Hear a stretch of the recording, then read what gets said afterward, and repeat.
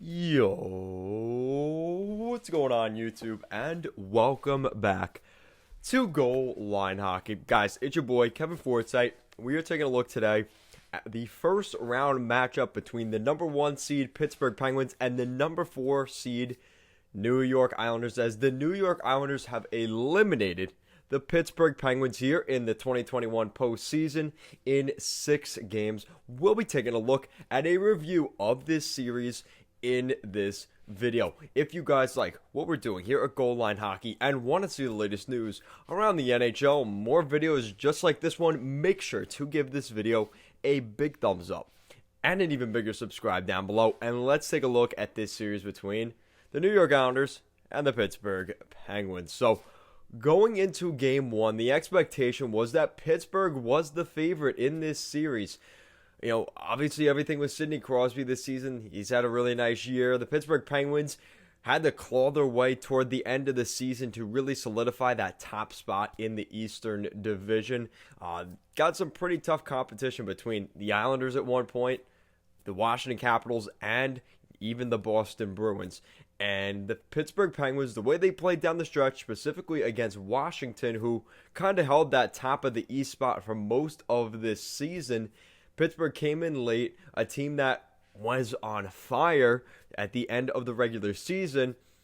And, then comes the playoffs. So, in Game 1, it was a pretty interesting Game 1 to say the least. The Pittsburgh Penguins would give up a goal at home. Kyle Palmieri getting the first goal for the New York Islanders and his second goal as a New York Islander. So, a huge goal for Kyle Palmieri getting on the board there, and a great sign of things to come for Palmieri in this series. You'd also see Freddie Gaudreau score for the Pittsburgh Penguins, so a little bit of depth scoring from the Penguins early in this series. You see Sidney Crosby get on the board, that quick little jab at the deflection in front of the net. A great play, great defense by the Islanders, but an even better play by Sid the Kid Crosby.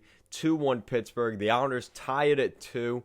Pittsburgh scores late to tie the game 3-3 late in regulation with under 5 minutes to go. And for his second of the postseason, his second of the game, Kyle Palmieri with the overtime winner in Pittsburgh. And that set the tempo for this series for the most part. So the Islanders win game 1, looking pretty good. And they always say, you're never in trouble in a series until you lose at home. And Pittsburgh lost game 1 of this series at home. And that proved to be a problem for the Penguins as this series went along. We go into game 2. And the Pittsburgh Penguins were able to hold the Islanders to a much different level of play. Semyon Varlamov comes back into the lineup for the Islanders as the starting goaltender, taking over from Ilya Sorokin, who won game 1 for the Islanders. Semyon Varlamov will lose this game with the New York Islanders 2-1. Brian Rust and Jeff Carter get on the board for Pittsburgh, and Josh Bailey, the lone goal for the Islanders in Game 2. A very dominant game by Pittsburgh by the most part, and honestly, Tristan Jarry's best game of this postseason, and we saw that on full display in Game 2. Now Game 3, the series heads back to Long Island, and the New York Islanders are now hosting the Penguins, and it was a back-and-forth game. Pittsburgh dominated again for most of this game in Game 3. The Islanders would come back. It was a 3-1 lead for the Penguins. The Islanders would come back, tie the game at 3. Pittsburgh would score 4-3. Islanders would tie it at 4. And then Brandon Tanev would score late in regulation and put the dagger in Game 3. A very disappointing loss for the Islanders. A huge win for the Pittsburgh Penguins on the road in Game 3. So now the Penguins have now won 2 in a row. 1 at home in Game 2, and 1 on the road on Long Island, and starting to change the tide of this series and kind of making things a little bit interesting going into Game 4. And Game 4 was definitely interesting.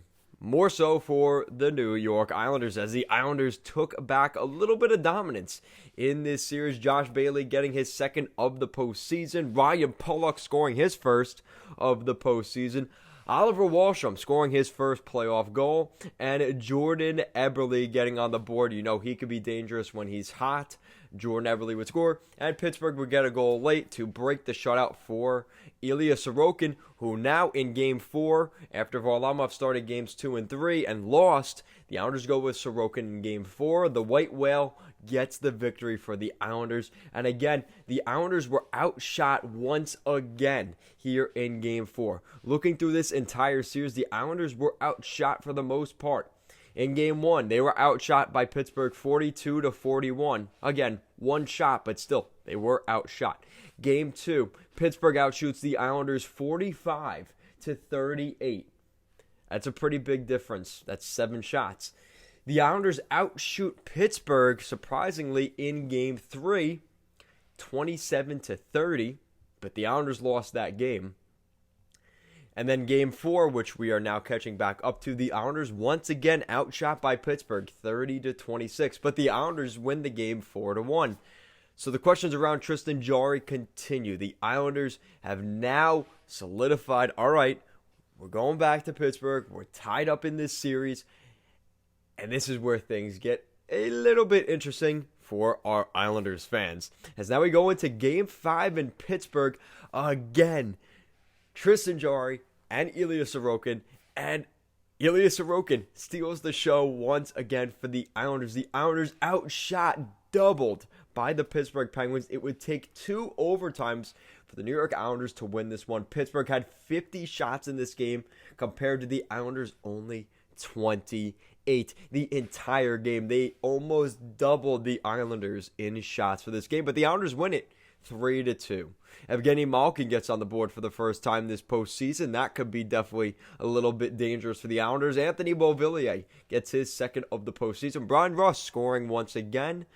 Jordan Eberle on the board. Good news for the Islanders. And Josh Bailey, less than a minute into double overtime. Tristan Jarry gets the assist for an unbelievable pass right on the tape of Josh Bailey. A bad turnover by Jarry. I don't know what he was thinking on that goal. I think he was looking to try and throw it across the middle. Throwing it across the middle usually doesn't work. We saw that be an issue there. And Josh Bailey wins it. The Islanders get 3 goals this series at this point from Josh Bailey. And the Islanders now head home to Game 6 with Pittsburgh's back against the wall on Long Island at the barn at Fort Neverlose. Anything can happen, and it was especially in favor for the Islanders going into Game 6. So now, Game 6, which happened last night for you guys, and this, well, really last night for me, too. The Pittsburgh Penguins started things off with a bang. Jeff Carter scoring less than a minute into, well, a little over, less than 2 minutes into the beginning of the game. The first shot of the game, Jeff Carter scores, beats Ilya Sorokin on a really fluky goal. That would be Jeff Carter's 4th goal of the postseason. He was really hot for the Penguins in this year's playoffs. Got to give credit to the management, Ron Hextall and Brian Burke, for bringing him in. Anthony Beauvillier, though, would get his 3rd of the postseason to tie things up a couple of minutes later. The Islanders tied it at 1.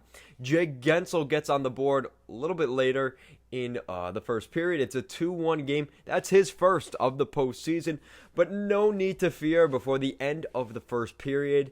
Kyle Palmieri gets his 3rd of the postseason, and the Islanders have now tied the game once again at 2. But the Islanders are kind of chasing this game at this point. Pittsburgh, less than 2 minutes into the second period, Jason Zucker, his 2nd of the postseason. And you see guys like Ceci and Malkin getting assists on the play. So interesting to see those guys getting in there. But no need to fear. Once again, less than 5 minutes later, the New York Islanders respond. Brock Nelson, his 2nd of the postseason, his 1st of the game. And the Islanders have tied the game once again at 3. The resiliency of the Islanders in this series was unreal, unmatched. And if they do that in this series going up against the Boston Bruins, this could really be an advantage for the New York Islanders going into this next series. And the Islanders have had their way with Pittsburgh in that regard, and we'll see if they could continue that going into the series against Boston. Now, since Brock Nelson's goal, he scored 8:35 into the second period at 8:48 in the second period, which is, let me figure out, It's 13 seconds after the goal by Brock Nelson. Ryan Pulock scores his second of the postseason, and the Islanders have now taken the lead for the first time in this game. They are up 4-3. Penguins fans already looking, oh no, here comes Tristan Jarry, gonna give away this game to the Islanders once again. And to top it off, Brock Nelson gets his third of the postseason, his second of the game, and the New York Islanders, 11:34 into the second period, are now up 5-3 on the Penguins, and that would be the last goal of this series. Brock Nelson had a chance for an empty netter late. The Pittsburgh Penguins had a great opportunity at the end of the second period, going into the third period with that questionable call, in my opinion, to say the least. The Ryan Pulock elbow on Jake Guentzel. I think Guentzel definitely sold that a little bit. But nonetheless, the Islanders kill it off at the end of the second period, going into the third. A huge kill for the Islanders. They played really well in this game. Again, outshot by Pittsburgh, 37-24. But at the end of the day, it was Ilya Sorokin for the Islanders. He was the difference maker in this series. And the two games that the Islanders lost in this series was in front of Semyon Varlamov, who started both of those games. Now, the only problem here for the Islanders, next round, they have to play the Boston Bruins. Tuukka Rask is not Tristan Jarry. He's not going to be giving them a puck away to score goals. The question is for the Islanders, are they going to be able to score goals the way they did and, have their way with the goaltending the way they did against Pittsburgh? I don't think so. It's going to be a real tough series for the Islanders, but give credit to the Islanders. Again, down, at different points in this game, giving up the first shot on goal. Sorokin was able to solidify himself again. The Islanders score one, and then Pittsburgh, takes the lead again. The Islanders score to tie it up, and Pittsburgh takes the lead again. The Islanders score. They score two in a row, and now they have changed the momentum of the game. The Islanders really were resilient in this series. Pittsburgh has got to figure out their goaltending. Whether they look at maybe Columbus, if they take away Merzlikins or Korpisalo, do they maybe look at the Anaheim Ducks' John Gibson? Do they maybe look down south toward Dallas? Do they maybe look at a Ben Bishop or an Anton Khudobin? Or, do they even look at Florida with either a guy like Spencer Knight or Chris Driedger this offseason? The Pittsburgh Penguins could be a very big contender, in my opinion, for a guy like Chris Driedger. I think he would fit in well with the Penguins. But yeah, really, they got to figure out their goaltending because the window is closing on guys like Evgeny Malkin and Sidney Crosby. And they've got guys in that room like Jason Zucker, like Jake Guentzel, like Brandon Tanev, that they can play big games and, play in the big spotlight. But again, you're seeing costly mistakes. And you saw it at different times in this series. Guys like Evgeny Malkin taking stupid penalties. He got better as the series went along. But still, those early penalties he took in the series ended up costing Pittsburgh later on in the series. Same thing for Chris Letang. I don't like Chris Letang personally as an Islander fan. He can be a little bit of an agitator. But he even took some very dumb penalties, specifically in Game 5 in Pittsburgh. And that was a really big momentum shift for the Islanders. The Islanders going into Pittsburgh, let's be honest, going into game, they split both games on home ice and, on the road. So going into Game 5 was kind of going to be the match, to break that match. It was going to be that game. And the fact the Islanders were able to win that game, a game that let's be honest, the Islanders probably shouldn't have won Game 5 if they played any bit better in Game 6 with the home fans, with Sorokin playing the way he was. You had to go with the New York Islanders in that Game 6.